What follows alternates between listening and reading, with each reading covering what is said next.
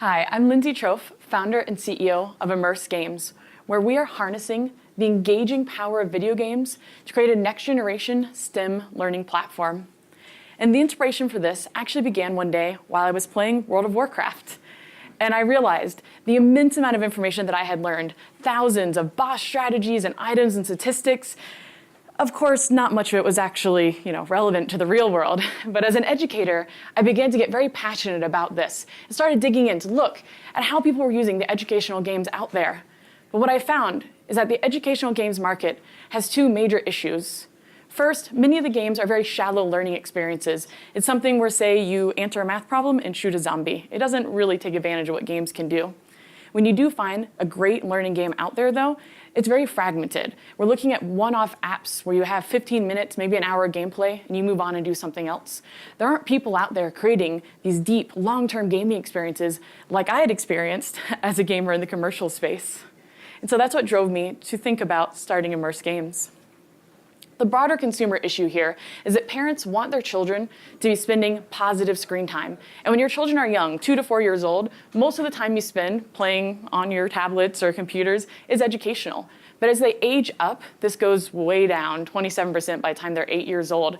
And the number one reason cited for this by parents is that there just aren't a lot of compelling options available when their children get that age that keep with this positive learning. Parents are ready for this type of solution because we've had a very big demographic shift, which is Millennial Parents. We're now hitting 35, and this is the biggest growing parent demographic. Millennials are different. The majority are gamers. They already get gaming and accept that. They really value education. It drives their purchasing decisions, and they already have subscription apps for their children. Millennial parents are the ones who drove the educational app market's explosion in the last few years. Because their children are now aging up, they don't have options available if they want them to keep learning with their screen time. So of course, that's what we're doing. We've created a deep game, plays kind of like World of Warcraft, but where you're actually learning real STEM concepts as you go. And we're doing this because it creates an incredibly powerful learning platform where people are doing self-motivated gameplay, potentially for years, that's also learning. So now let me show you what our product, Tyto Online, actually looks like. Sasha creates a character that represents her in the game world. She then goes out and does quests and activities linked right to the science she's doing in school. For example, here, she's trying to figure out if this plant is an invasive species. She collects data, and if she convinces the scientists, they'll transplant it out so she saves the ecosystem. She also is able to help maintain Earth's ecosystems, even building her own from scratch as she learns how to balance it. Millennials are aspirational parents, so our value proposition for them is clear. They want their children to learn, succeed, to master STEM, and of course, spend a little bit of that time they already spend gaming doing something a bit more productive. So we're offering a monthly subscription fee for them. To help extend that value proposition, we of course have a learning dashboard, tracks what the child's doing, shows it to the parent, and even suggests real-life activities. So after Sasha learns about invasive species, her mom can be suggested this activity here to go out and volunteer in the local community, pulling out invasive species too. Help make that link. The market size here in educational games is really growing. Most of it's been driven by consumers, and we have this market shift with the millennial parents as well. Our initial target market is just shy of $1 billion, and that's focusing pretty targeted. US millennial parents are 9 to 14-year-olds. And as we keep growing demographics, we can expand that to even larger market opportunities as well. So now let's talk a bit about what we've done so far. The first thing we did when we wanted to tackle this is we took a small part of our gameplay, building an ecosystem, and we released that as a standalone game to test the market. We did this actually around this time last year, put that out on Steam, which is a general gaming platform, and over 18,000 people actually purchased the game.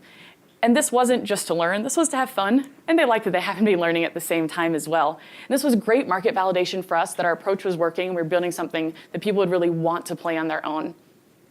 And now we've soft launched the full product, Tyto Online, in early access. So this means we have our first paying users, our first 100 customers in there that have actually given us money, and they're playing the game and giving us feedback. We wanted them in as early as possible so we could really develop around this feedback from users. And you see some of our early analytics here. Session times are over half an hour, doing quests, also most people engaging in the social activities we have as well.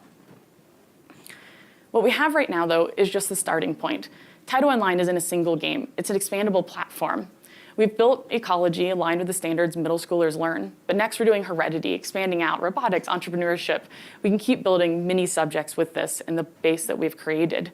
So as we expand, Tyto Online will be able to meet the needs of students from 3rd through 12th grade. We're at a great inflection point for this right now because we just spent the last year building this base game and building our tool sets like the content authoring suite out.